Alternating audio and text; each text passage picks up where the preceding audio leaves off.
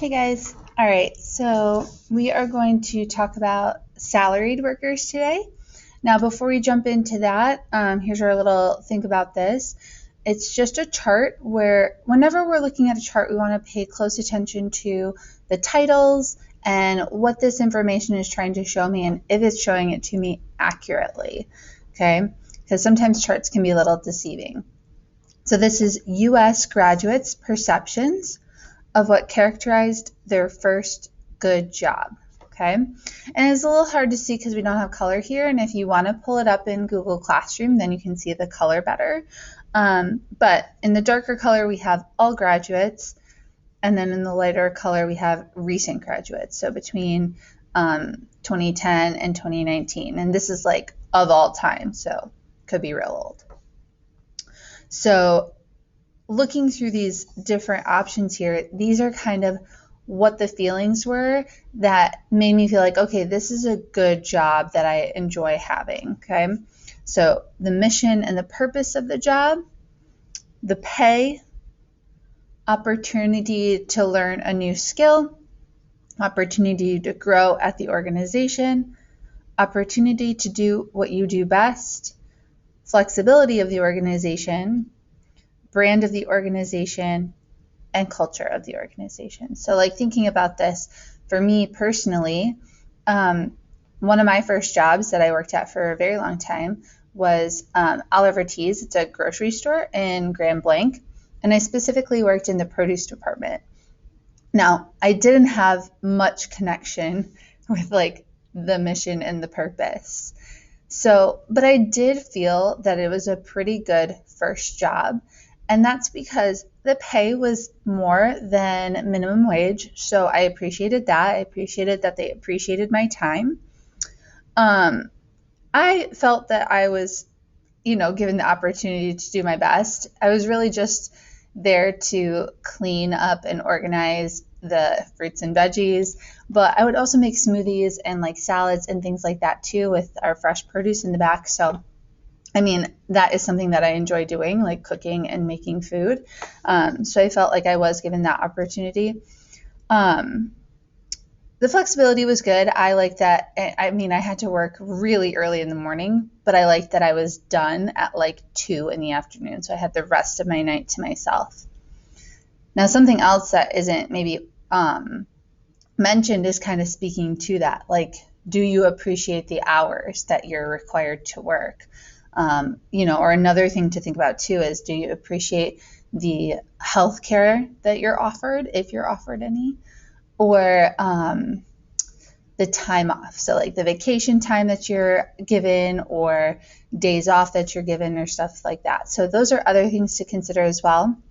What I would ask you to maybe write in this short space here and think about for a second is just like, what matters to you? Like, what feelings do you want to have that would make you feel like this is a good job?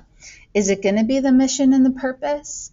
Like for teaching, for me, the mission and the purpose is to help learners prepare for the outside world. And that speaks to me. I really like to do that. Is that super important to you? Or is pay the only thing that matters to you? Think about these different things, or think about something that's not on here and maybe just write down some things that are important to you to feel good about the job that you're doing.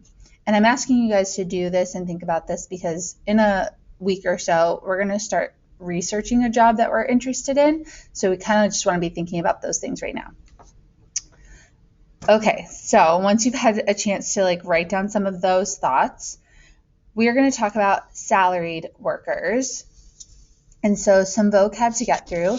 What a salaried worker means is somebody who is paid a set fixed amount no matter what.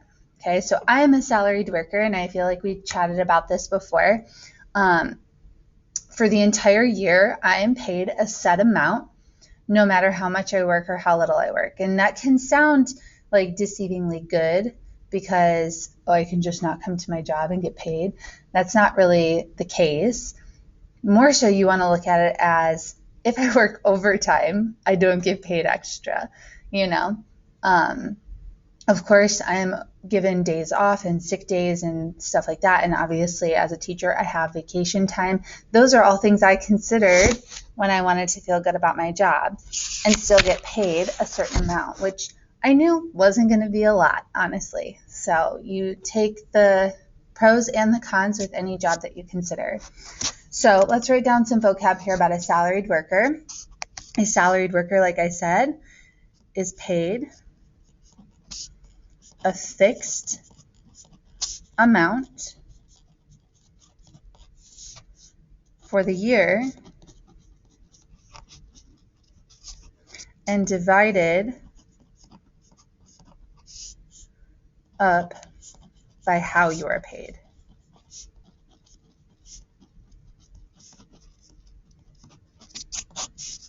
Okay, so what I mean by that is, again, let's say you get paid $50,000 a year. Generally, people don't get that all at once. It's split up throughout the year. However, annual salary is that word annual, which means for the year. So yearly salary. That was a lovely chime. Now, when we're considering how this is divided up, we always have to compare back 2 years. So if we talk about an annual salary that I get it once, because annual happens once a year. So that's kind of the number we want to keep in mind for annual. If I'm paid weekly, I get that salaried amount, but it's divided up between every week of the year. So weekly salary, and the number you want to keep in mind there is 52, because we got 52 weeks in a year. Bi-weekly is where I'm paid every 2 weeks, and so if we're thinking bi-weekly payments, we're thinking of the number 26 division. So I take that money that I make, that's how I'm paid, is bi-weekly, and I divide that by 26 because I get paid every other week of the year. So we're taking that 52 and splitting it in half. So not every week, every other week. Some people are paid semi-monthly. So this happens 2 times a month. So 2 times a month. So the number we're going to keep in mind there, since there are 12 months in a year and I get paid twice in that month, that's going to be 24.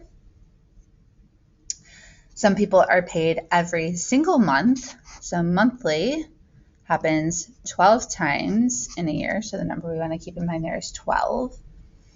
And then the only other way I could really think of that you might get paid, some businesses that are like kind of smaller businesses. I'm thinking I play a lot of board games. I actually made a board game, and the publisher of that board game pays out their employees quarterly. So a lot of business transactions happen quarterly, and this means that it happens 4 times in a year. So the number you're thinking of there is 4. So basically, every 3 months you get paid again. So that can be really tricky to budget out your money. All right, we're going to try a couple examples on the back here. And guys, I'm so sorry, I forgot to hole punch this one again. I'm so sorry. So our formula for calculating salaried employees is we're just going to take that annual salary, so what I get paid over the whole year, and we're going to divide that up between the number of payments that I receive. So number of payouts, which this is just going to depend. You're going to want to look for those keywords. So look for vocab words, the quarterlies, the monthlies, the weeklies, to tell you what number you're going to divide by. And this will get you your money per pay period. Okay, so like again, for me, if I were to make $50,000 a year and I'm paid biweekly, I would take that $50,000, divide by 26, and that would tell me how much I'm going to get for each paycheck.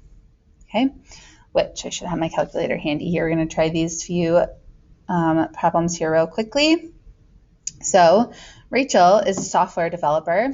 Her annual salary is $103,620.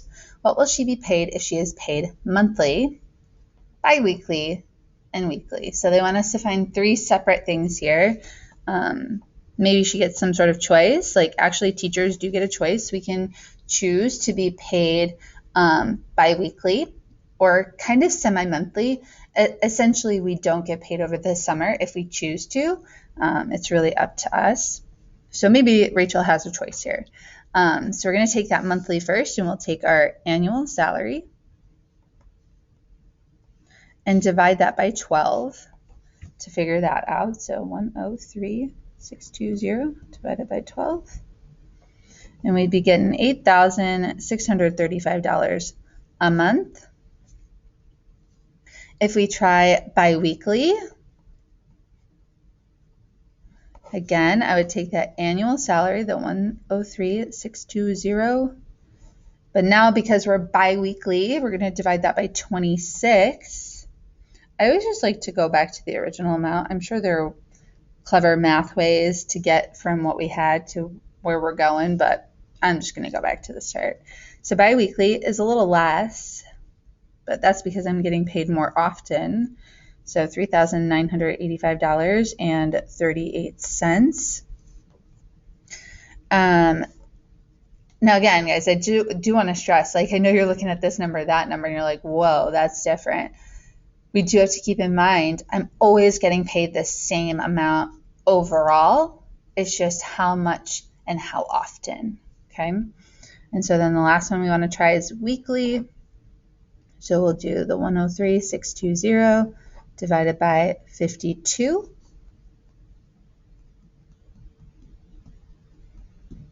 And that would be $1,992.69. Okay. And again, the reason you might want to consider these different ways of being paid is how good are you at budgeting your money? If I'm only getting paid monthly, I have to make this last all month. And like for somebody who's getting paid that the first time ever, it might be really tempting to just go a little crazy, but we don't want to do that. All right, let's try another one here. So a hospital advertised for a radiology technician at a monthly salary of $4,680. So this is what you're being paid monthly. What would their annual salary be? And what would your biweekly salary be? So this is interesting. We're actually going backwards here. If this is what I'm being paid each month, I'm going to multiply that by 12 to tell me how much I would get paid for the whole year. So $56,120. And once I know the annual amount, which is one of the questions, now I could go find my biweekly amount by taking the annual and dividing it by that biweekly number, which again was 26. So in that case, I'd get paid $2,160. So, I mean, that's pretty decent. All right, next we have Chase is a photo editor. He earns $984 per week. What is his annual salary? So, again, this one is kind of backwards because they tell me what I earn each week. Week is that 52 number, but now we're trying to get bigger because we're trying to figure out over the whole year, what did Chase earn? So my annual salary here, we're going to find by doing that $984 that I get each week times 52. So $51,168. And then last but not least, this goofy question. So a little celebrity breakdown for you. Billie Eilish last year earned $53 million. Think about the following questions. How much did she earn per month? So if I take that 53 million and divide it by 12, I can figure out how much she made in a month. So that was oh my gosh, $4,416,666.67. That's ridiculous. Per week, though, I can take that 53 million and divide it by 52. So 53 million divided by 52, because weeks are 52. I'm still getting each week $1 million. So $1,019,230.77. So each week she's getting $1 million per day. Now, I didn't talk about per day, but there are 365 days in the year.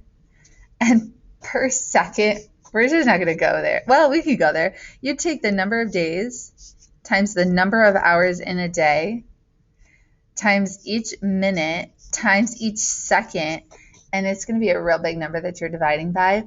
But I think we're going to stop there. This is just silliness. But I just want to point out, like, I'm sure you guys see these things all the time, like floating around on Instagram or Twitter or Facebook or whatever, just like the crazy amounts that celebrities will make or big businessmen will make.